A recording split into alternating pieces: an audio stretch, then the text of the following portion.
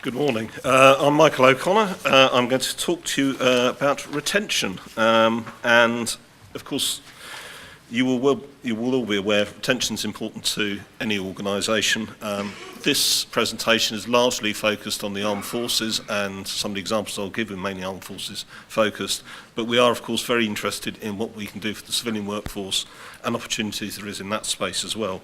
The armed forces has some unique challenges.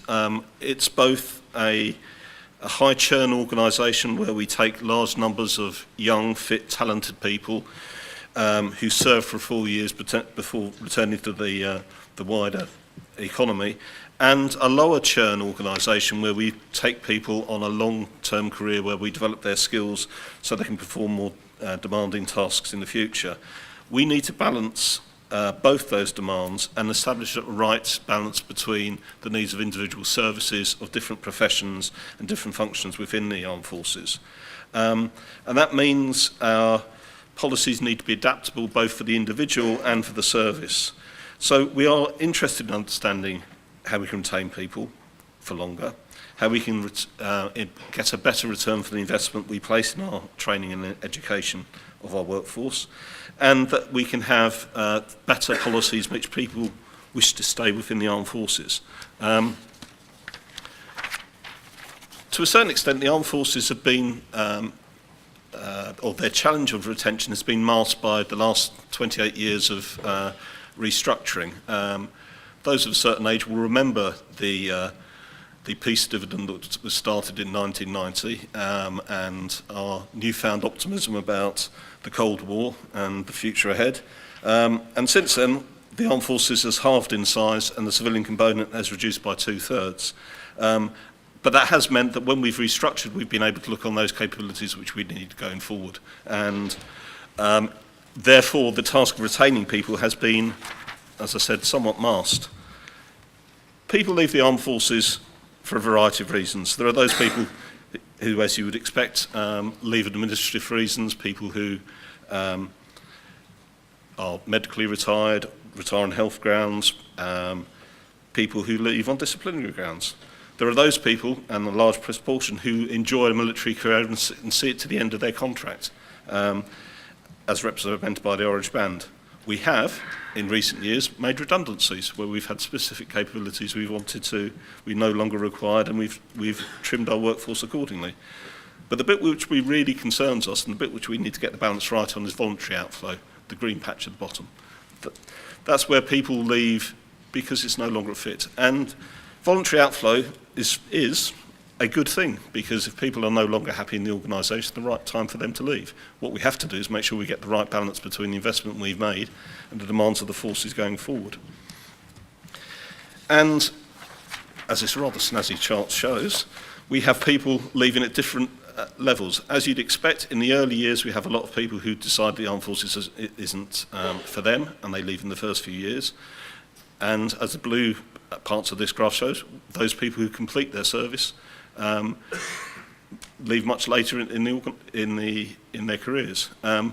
Where people are leaving on voluntary outflow, we need to try and get that balance better. We need to try and retain people so we can use them we can get the best return of investment for them, so we can offer them the best and profitable and enjoyable careers.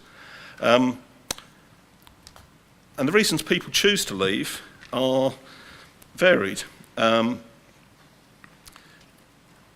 Most people, up until recently, left for seeking new challenges, which I've always regarded as the equivalent of, it's not me, it's you. Oh, sorry, actually, it's me, it's not you.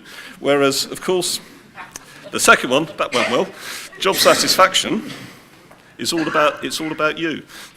And actually, our levels of job satisfaction have been declining, particularly amongst junior grades and people leaving the armed forces early in their career. That's something that should worry us. It does worry us, and that's the area which we want to adapt. Most of the other reasons for leaving, and these are these reasons that people actually leave site when they leave, have been reasonably static.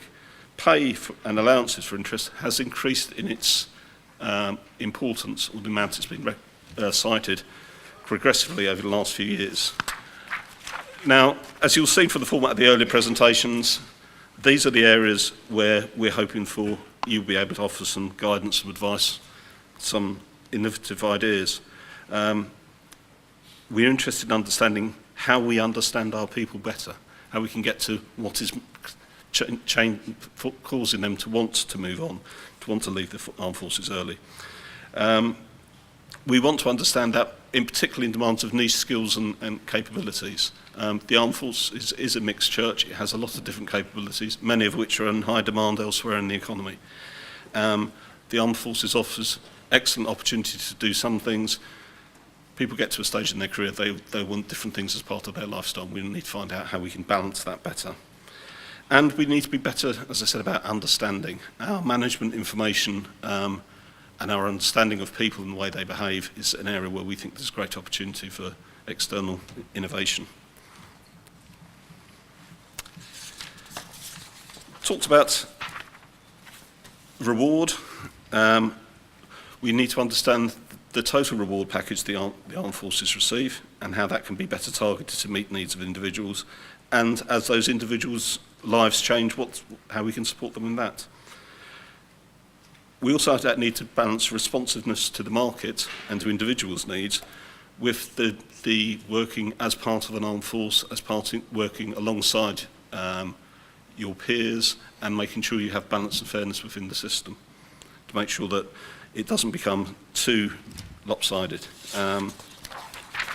So factors that you may wish to consider are outlined there. These are all in your pack and I won't attempt to run through them all. As I said, the presentation and the information we presented has been largely about the armed forces.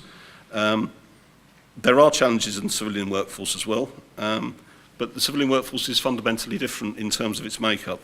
The average age of an MOD civil servant at the moment is 49.